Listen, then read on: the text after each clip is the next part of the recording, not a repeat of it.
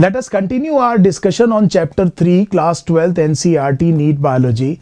The name of the chapter is human reproduction, and we have reached section 3.4, which is about the menstrual cycle. It's an important concept from this chapter. Very frequently a question is framed from this section of your NCERT textbook, and as we both are aware that this question is most likely directly from the NCERT, so we will try to understand the concepts and the facts that are given in NCERT and wherever needed, in order to understand exactly the concepts and facts of NCERT, we will definitely try to elaborate the topic as well.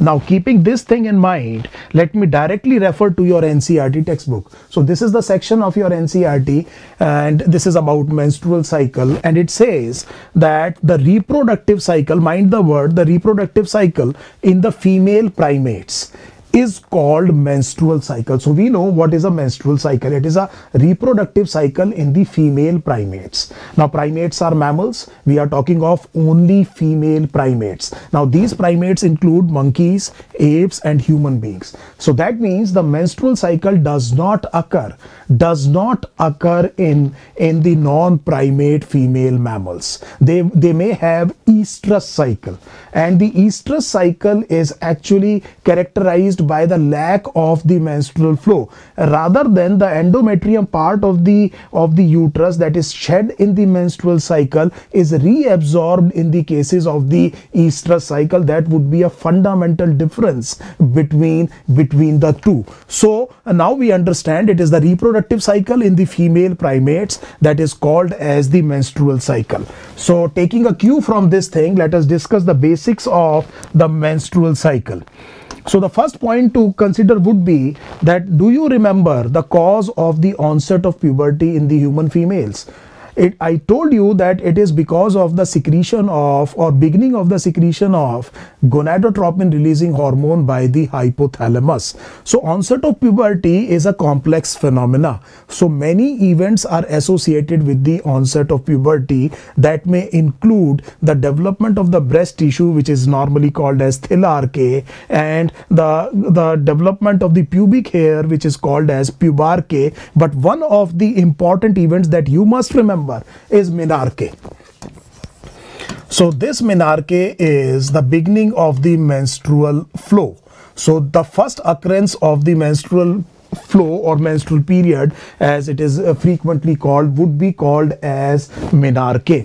And this menstrual flow, which is actually shedding of the uterine endometrium, it would be an event that may actually happen over 2 to 5 days.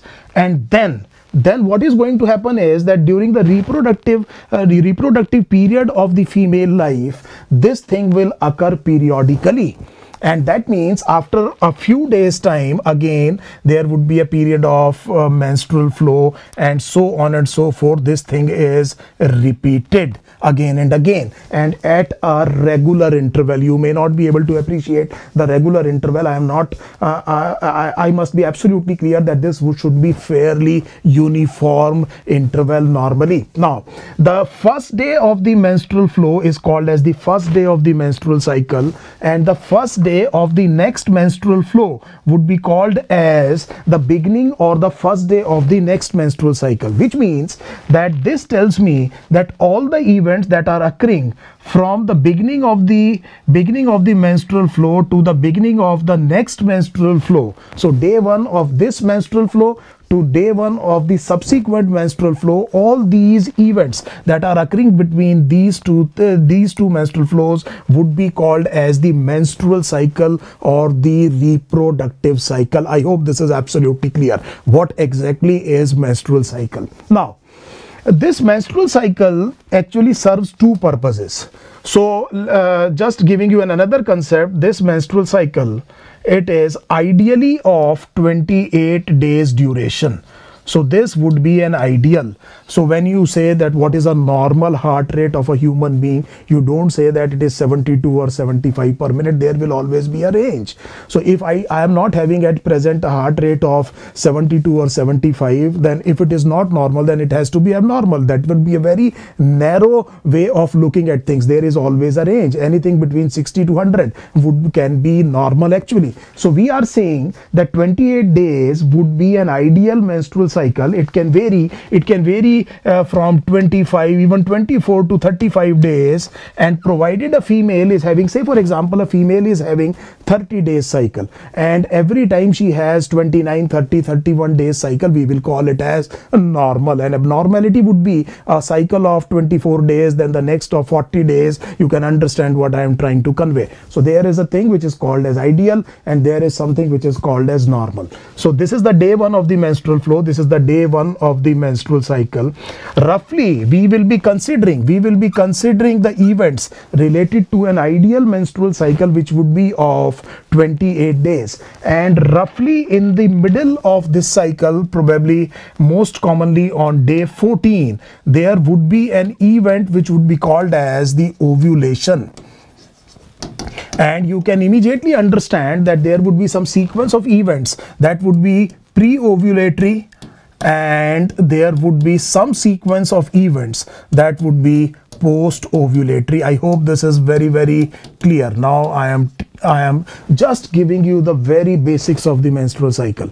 So we are saying that a typical menstrual cycle roughly in the middle is characterized by the process of release of the secondary oocyte. If you remember from the previous video, that event would be called as ovulation, and just before it are the events that are pre-ovulatory, and later on they are post-ovulatory.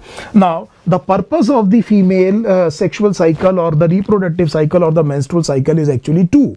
So one is, if you remember the primary follicle which had primary oocyte present in it was arrested at metaphase 1 of arrested at diplotin of prophase 1 of meiosis 1, and its development will begin. The first of the functions of the menstrual cycle would be to develop follicle so that it matures and ruptures and releases a secondary oocyte which is called as ovulation. So that means this part of the cycle will be responsible for the development of the follicle into a mature follicle. That mature follicle ruptures and releases a single ovum, usually per cycle, and that will happen in the middle of the cycle. And then the second half actually has a very important function to perform. That would be that in the event of the fertilization of the released secondary oocyte or the ovum, the uterus must be prepared for the implantation for the pregnancy functions. So that means this part of the cycle would be responsible for making the uterus ready for implantation. I hope now you understand the importance of the two halves of the cycle and the specific function they perform. Now one more thing, when I talk to students, they usually feel very confused in this topic. Just have a simple logical thinking here. We are saying that the ovary is the site of synthesis of the gonadal steroids in the female. So we are looking at ovary, and ovary synthesizes the steroidal hormones. The two steroidal hormones would be estrogen. The main estrogen would be estradiol, and the other one would be progesterone. So these are the ovarian steroids. But we must not forget the gonadotropins, and these gonadotropins are actually secreted by the anterior pituitary hormones. So these the anterior pituitary hormone releases gonadotropins, and we know that gonadotropins are FSH and LH. So now we are looking at four important hormones, two gonadotropins and two gonadal steroids. Now the basic thing to understand is that because they are gonadotropins, they will be be acting on the gonads, and the gonad in this case is the ovary. Inside the ovary, in the cortex, you remember there were present the follicles. So that means we expect that the development of the follicles will primarily be because of the gonadotropins, because it is called as gonadotropin. Its effect will be on gonads. FSH and LH will not have any direct effect directly on uterus, cervix, etc. They will not have any effect on the fallopian tube. They are gonadotropins. So this is a very useful concept to understand. So we are saying that these gonadotropins, they will be present predominantly, they will be present here. That means in the pre-ovulatory part. And because we know that progesterone is sometimes also called as the pregnancy hormone, so this post-ovulatory part must be regulated, or must be under the control mainly of the progesterone. So this is what we are doing with respect to the function that each half of the cycle has to perform. And now we are able to understand that where would a particular hormone be predominantly secreted. Estrogen, you must be aware of this, that it is actually secreted throughout the menstrual cycle. So this is what we know. So we are saying, again, just to sum it up, we are saying that I would see a predominance of the gonadotropins. Here I would see a predominance of progesterone, and obviously estrogen will play a very, very important role. I have already told you that in the female reproductive physiology, the secretion of the hormones are never during any part of the menstrual cycle at a constant level. So it is not like the simple hormonal regulation of the male reproductive system. There is a complex interplay between gonadotropins and gonadal steroids, and there are cyclical variations. There are cyclical variations in the secretions of the gonadotropins and the gonadal steroids, both influencing each other. So this would be a complex thing that we will try to understand what happens. And it is again very important to understand that there are some changes which will be occurring in the ovary, and simultaneously there must be some changes that must be occurring in the uterus, because ovary is where the gamete is going to be produced. Fallopian tube is where this gamete will be fertilized, but the embryo will be implanted on the uterus, and the gestation would be provided by the uterus. So there must be some changes, some occurring in ovary and some occurring in the uterus. We know ovarian changes predominantly by the gonadotropins, and we know that the changes that will be brought about in the uterus would be primarily because of the gonadal steroids. I hope this thing is now absolutely clear. It's a very, very useful concept to have. Now what happens is this is very, very important to understand that. And incidentally, let me just give you one more question. So when we say that there is an event in the middle of the menstrual cycle which is called as ovulation, the ovulation occurs 14 days prior to the onset of the next cycle. So you do not count 14 days from day 1. From the onset of the next cycle, you count backwards, and then it would be the day 14. So now please understand this. If it is a 28-day cycle, this has to be day 14. You count either way. But if it is a 29-day cycle, actually the ovulation is most likely to occur on day 15, because for this menstrual cycle, this is the day 1, and ovulation occurs 14 days prior to the onset of the next cycle. So we will be calling it as day 15. I hope this thing is absolutely clear. Now, as I told you, the beginning of the menstrual cycle, now we are talking with respect to the uterine changes. This would be the menstrual flow. This would be the menstrual flow, and we say that this would be anything between 2 to 5 days. So anything between 2 to 5 days. Now what is happening is that in this period, the uterine endometrium is shed. So the endometrium is shed. So this is what is called as the menstrual flow. It leads to a loss of some blood, and that is the menstrual blood, and the endometrium is shed, and this can take over a period of 2 to 5 days. Now the first thing would be that after this thing happens, this endometrium must be regenerated. Now just try to make sense of this.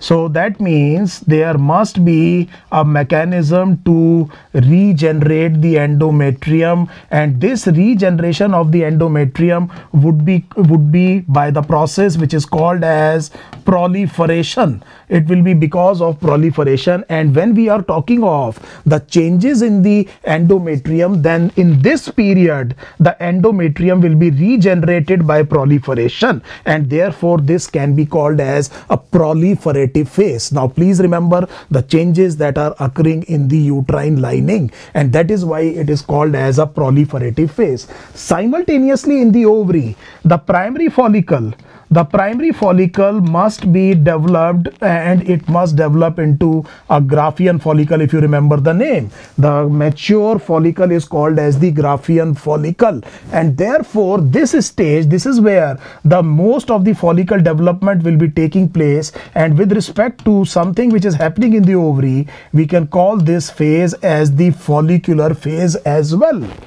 So please remember, I am talking about the pre-ovulatory events of the menstrual cycle, and I am saying that the first phase would be the menstrual phase, which is followed by, if I talk about the changes occurring in the uterus, it would be called as a proliferative phase. And if I am talking about the changes that are occurring in the ovary, that would be called as the follicular phase. I will advise you to watch the previous video where I have clearly told you that what is a primary follicle, what is a secondary follicle, what is a tertiary follicle, what is a Graafian follicle. We have done it exhaustively, and I have made some good diagrams so that you are able to understand what is happening here. So without going into the details, so this primary follicle will ultimately mature into what is called as the Graafian follicle. Now what I would do is that I will look at the diagram that is given in your NCERT. So we will try to discuss the thing that has been mentioned in your NCERT. So thankfully it is not lost, and just pardon me for this. And this is the diagram that is given in your NCERT. Now this is the duration of one menstrual cycle. This is 28 days or 29 days. Look at what is happening to the uterine endometrium. This is where it is written uterine events. This is shed. This part would be called as the menstruation or the menstrual flow. As you can see, it can happen over 2 to 5 days. This is what is happening, and then it regenerates. Can you see the regeneration? So this is the regeneration. So first there is shedding of the uterine endometrium, and then this uterine endometrium is actually regenerated, and this regeneration is because of proliferation, and that is why we are calling it as a proliferative phase.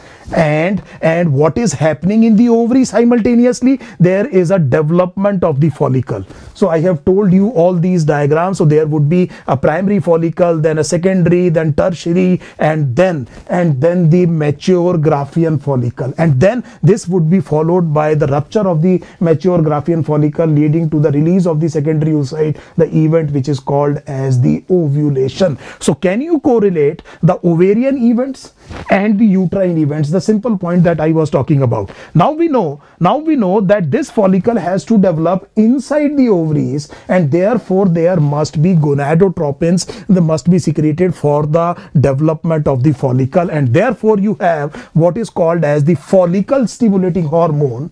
So look at the pre-ovulatory part. You are looking at the follicle stimulating hormone, followed 1 or 2 days by the secretion of the luteinizing hormone. So these are the two hormones that are present in the pre-ovulatory part of the menstrual cycle, and we know that this FSH will lead to the development of the follicle, and it would be assisted by the LH. Incidentally, LH is called as luteinizing hormone, and it is called as luteinizing hormone because it converts normal cell into lutein cells, and lutein cells are highly secretory cells. That is why luteinizing hormone is called as luteinizing hormone, because it converts normal cell into new lutein cells, which are highly secretory in nature. So we know that this is what is happening here. And if you remember, I talked about the tertiary tertiary follicle, and that tertiary follicle, just let me recap this. I told you it is very, very important that you watch the previous video. It is very, very important. I am not going to repeat it because we are in the final revision part, and if you do not understand anything, I will strongly advise you to go and watch the previous video. We know that the oocyte, which is surrounded by, this is the secondary oocyte that has released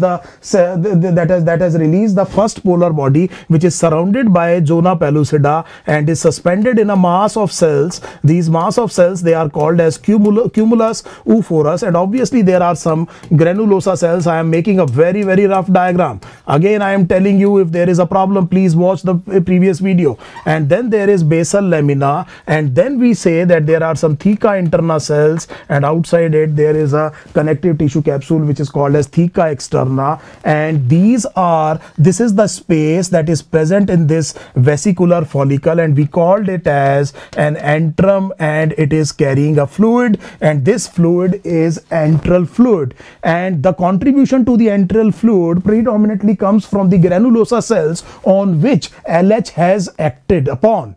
So LH that came just after the FSH now acts on the developing follicle cells, granulosa cells, and converts them into granulosa lutein cells. So you know a lutein cell will be secretory in nature, and that is secreting something into this antral fluid, and that's something you can see that around the day 6 or 7 there is a gradual beginning of the secretion of estrogen by the granulosa lutein cells, and immediately you can understand that this is estrogen that is getting high, and it reaches a peak just before ovulation. Look at the line that is drawn here. This is the line that shows the event of ovulation, and you can see that estrogen actually is secreted in the pre-ovulatory part by the developing follicle that are present in the cortex of the ovary, and this estrogen, you know, will be acting on the uterus and will be responsible for regenerating the endometrium by proliferation. So what is the function of estrogen? The function of estrogen in the pre-ovulatory phase of the menstrual cycle is regeneration of endometrium through proliferation. I hope now these things are now absolutely clear. So again telling you that this is the follicle that starts developing first because of FSH and very soon with the help of LH. So both gonadotropins lead to the development of the follicle. The follicle develops predominantly in the follicular phase of the menstrual cycle into a mature Graafian follicle, and we know that LH is why LH is called as LH, and in the proliferative phase we will see that these follicles are actually secreting estrogen, and this estrogen is secreted by the granulosa lutein cell, and that estrogen helps in the regeneration of the shed endometrium through proliferation. I have told you this twice. I think now this should be absolutely clear. Now what happens is that you can see that the LH is reaching a peak, FSH is reaching a peak. Can you see the peak of the FSH? The red line would be FSH, the bluish line would be LH, and here again this would be estrogen, and all these three hormones, just watch carefully. I am explaining the diagram of your NCERT. They attain their peak just before ovulation. This is day 13, day 14. So if you are talking about an ideal menstrual cycle which would be of 28 days duration, so this is day 13, day 14, just few hours before ovulation there is a peak achieved. Now normally we know, so normally we understand that the hormonal axis works something like this. Hypothalamus releases a releasing hormone. This releasing hormone acts on anterior pituitary, and the anterior pituitary releases a tropin, and this tropin acts on the gland, and the gland produces its hormones, and there is a negative feedback control. So there is a negative feedback control, which means that if the hormones of these these glands are increasing in amount, there would be corresponding decrease in the secretion of releasing hormone by hypothalamus and tropin by anterior pituitary. Now if you watch very carefully, very carefully, something strange is happening just before ovulation. Look at the level of the secretion of the estrogen. This estrogen is at its peak. Ideally, the LH and FSH should be at their lowest secretion, because estrogen should have a negative feedback control, negative control over the secretion of the releasing hormone and the gonadotropins. So we expect by this concept that whenever estrogen increases, the LH and FSH should come down, and when the estrogen is at a very high level, the LH and FSH should be at their lowermost level. But there is a unique phenomena occurring just before ovulation, that the estrogen undergoes a positive feedback. Now just see that both LH and FSH increase just before ovulation. It is not only LH that is increased in secretion, it is FSH as well, but the secretion increased in the case of LH is much more than the increase in the secretion of FSH. Can you see this? That this estrogen, it is at its peak, it undergoes a positive feedback. So this is unlike the negative feedback. It actually it leads to the increase in the secretion of gonadotropins, and the effect is more pronounced on LH, and the level of the LH especially dramatically increases. So mind you, FSH also increases, but not that dramatically as LH, and this thing is called as LH surge. So this would be LH surge. This would be a very important question. This is a rare example of positive feedback from human physiology. I hope this is absolutely clear, and this LH surge will lead to the rupture of the mature Graafian follicle. So suddenly the secretion increases inside the follicle, so suddenly the number of the cells actually increase, and the pressure is increased, and it leads to the rupture of the mature Graafian follicle. And we know that from cumulus oophorus, can you see this is the cumulus oophorus, this is the secondary oocyte in the center, and this thing is released, and this thing is called as ovulation. So secondary oocyte arrested at metaphase 2 of meiosis 2 is released at the ovulation by the rupture of the Graafian follicle, and the precursor event responsible for this event would be the surge in the secretion of LH. Without LH surge, this thing is not going to rupture, and it will not lead to any release of secondary oocyte.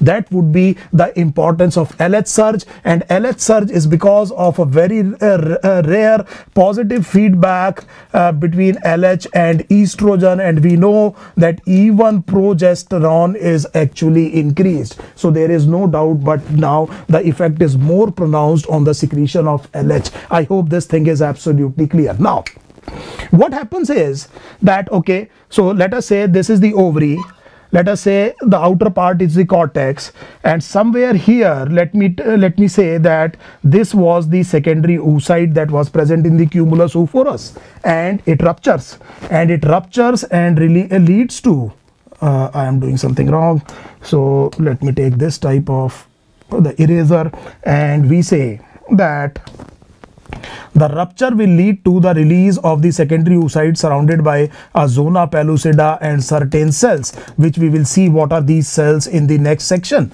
So this thing will be ovulation, and this is the release. Again and again I am telling you, it is actually secondary oocyte, and the ruptured Graafian follicle remains behind in the ovary.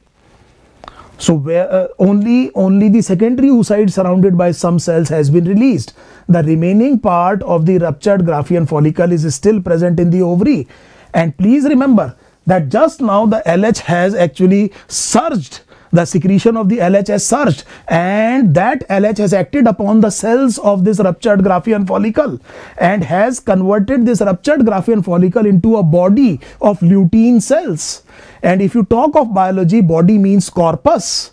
And that is why this ruptured Graafian follicle will be acting as a temporary endocrine gland and would be called as corpus luteum. I hope this thing is absolutely clear.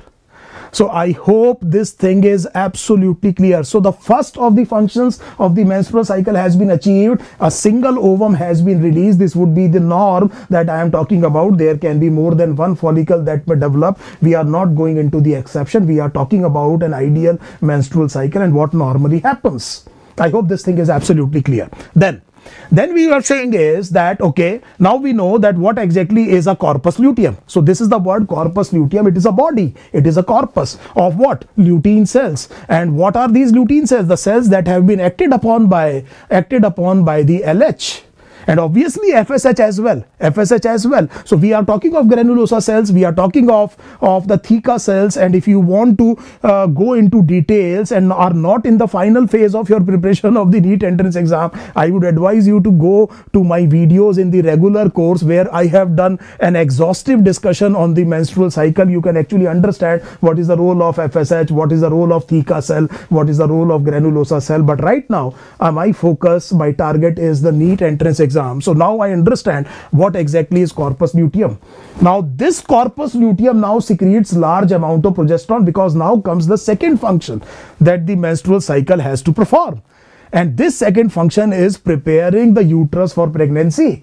And we know that on the uterus will be acting the estrogen and progesterone. And this progesterone, we have not yet discussed it. And if you can see, the level of the secretion of the progesterone just begins at the time of the ovulation, just a few hours before ovulation, and then a large amount of progesterone. Can you see? A large amount of progesterone is secreted by the corpus luteum in the post-ovulatory phase. Yes, it also secretes some estrogen. So estrogen has two peaks. There is a pre-ovulatory peak of estrogen, there is a post-ovulatory peak of estrogen. As you can see that the pre-ovulatory peak of estrogen is higher than the post-ovulatory phase, and therefore estrogen, LH and FSH all attain their peak levels at day 13 and day 14, unlike progesterone, which attains a peak secretion in the post-ovulatory phase. Actually, it is predominantly secreted in the post-ovulatory phase by the corpus luteum, which is ruptured Graafian follicle, which is acting as a temporary endocrine gland. And this progesterone will be called as the pregnancy hormone. And please remember, the corpus luteum also secretes some amount of estrogen. We are not denying it. But if I have to answer one in my NEET entrance exam, that what is the important hormone that is secreted by corpus luteum, and if they are given in different choices, always the first answer would be progesterone, because now we are looking at the pregnancy function. Now look at the changes in the endometrium because of the increase in the secretion in the progesterone. Look, the progesterone is actually increasing in secretion, and can you see that the endometrium is getting more and more vascular and glandular, and hence more nutritive, and is getting ready for the implantation of the embryo in the case that the secondary oocyte which was released gets fertilized. And can you see the curve here? The progesterone is rising, and can you see what is happening to the uterine endometrium? And you can easily see that this is an increased vascularity. The glands become very, very coiled, very developed, and what happens is it becomes very secretory and very nutritive for the reception of the embryo in the event of fertilization. Now, a very important thing to understand, that is why we will be calling the post-ovulatory phase. We will be calling the post-ovulatory phase with respect to the ovary the luteal phase. So because what is present in the ovary? The corpus luteum, it is controlling the events here. So this would be called as luteal phase, and because I told you that the endometrium has become highly secretory with respect to the uterus, the luteal phase would also be called as the secretory phase. I think this thing is now absolutely clear. Now, when the ovum is released, let us say it is released on day 14 in our example. This is an ideal menstrual cycle of 28 days, and let us say that the ovulation occurs on day 14. Ovum, once released, must be fertilized within 24 hours of its release. So within 24 hours of the release, the ovum must be fertilized. If it is not so, then the ovum gets blighted. It does not develop, actually it regresses and it gets converted into a blighted ovum. Then it cannot be fertilized. That may explain some cases of infertility, because there is a narrow window for the fertilization. And the implantation, we will see later on, of blastocyst occurs on the wall of the uterine endometrium 7th 8th day post fertilization. So 7th 8th day post fertilization, the implantation would normally take place. So that means we are looking at day 15 the fertilization, and 8th day, let us say day 23. So this is the time 22nd day of the menstrual cycle, or the 23rd day or the 24th day of the menstrual cycle, where the implantation is likely to happen. And just see the beautiful physiology, that the endometrium is at its best and the secretion of the progesterone is at highest. And you do not want that a second pregnancy gets established during an ongoing pregnancy. So unless and until the fate of this released ovum is decided, the second follicle should not develop.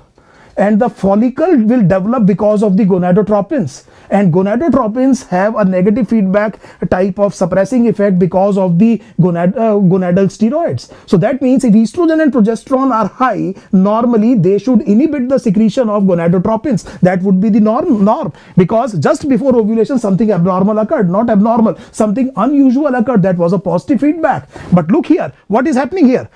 As you can see that the corpus luteum is secreting estrogen and progesterone, the level of the LH and the FSH does not increase, it actually remains low, because we do not want a second follicle to develop right away. We want to see what happens to the released ovum first, and then we will look at the development of the other follicles. So this is a very important thing happening. This progesterone actually leads to suppression of the LH and FSH along with the estrogen, and that prevents the development of another follicle before the fate of this follicle is decided. So again, coming back, this oocyte must be released within 24 hours, and the blastocyst must be implanted on day 7th or 8th. Now what has happened, that there has been no implantation. So let us say no fertilization occurs. So we are looking at the non-pregnant functions of the human female. So we say that there was an ovulation, but the fertilization did not occur. So there would be no blastocyst.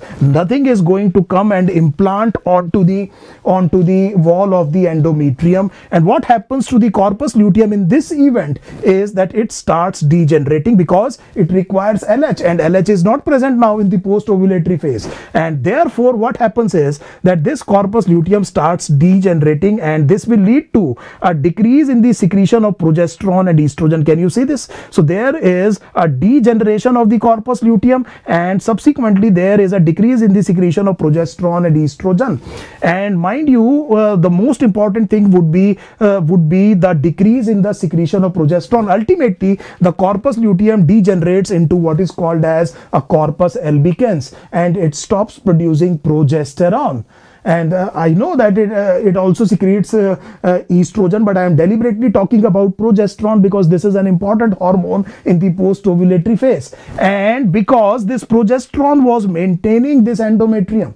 So the highly nutritive state of the endometrium was because of the secretion of progesterone by corpus luteum. Now corpus luteum has degenerated, it is not secreting progesterone, and the support of the endometrium is withdrawn, and this leads to the sloughing of the endometrium. You can easily see that the withdrawal of the progesterone leads to the withdrawal of the support of the nutritive endometrium that gets sloughed, and this is the second menstrual cycle beginning. The first day of the next menstrual flow would be called as the first day of the next cycle, and when estrogen and progesterone come down, obviously the negative feedback effect on LH and FSH is gone, and again you can see the entire sequence of events will be repeated, and this would be one menstrual cycle. I hope now you understand what are the events of the menstrual cycle. Now this will continue till an age of approximately 50 years in most of the females,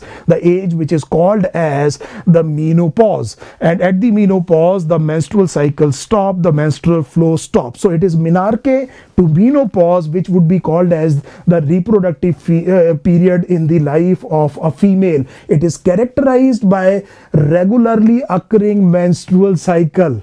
Day 1 of the menstrual cycle is called as the day 1 of the menstrual flow. The day 1 of the menstrual flow is called as the day 1 of the menstrual cycle. And from first day to the first day of the second cycle, all the events would be called as the events constituting a single menstrual cycle. They will occur periodically, and this will happen from menarche to menopause. But if there is lack of menstrual flow, now we know that something may happen otherwise if this oocyte gets fertilized.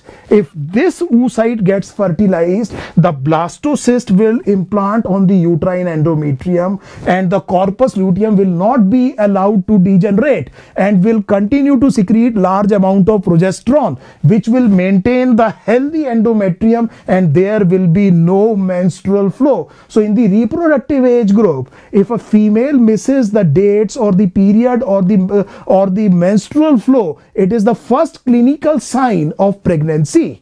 This is the first clinical sign of pregnancy, because she will miss the periods. The reason is that the endometrium does not get degenerated and continue to secrete progesterone. We will later on see in another video why is it so. And therefore, in a healthy female, the lack of menstrual during the reproductive age may be an indicator of pregnancy. Now remember this, that the lack of the menstrual flow may be because of the various reasons that include from, say for example, malnutrition to various stress factors to these lifestyle problems, etc. So all these may be responsible for the irregularity of the menstrual flow, but menstrual cycle. But normally we would say that in the reproductive period, lack of menstrual flow may be indicator of an pregnancy. And during pregnancy, all events of menstrual cycle are suspended and the menstrual flow does not take place, because menstrual flow is shedding of the endometrium.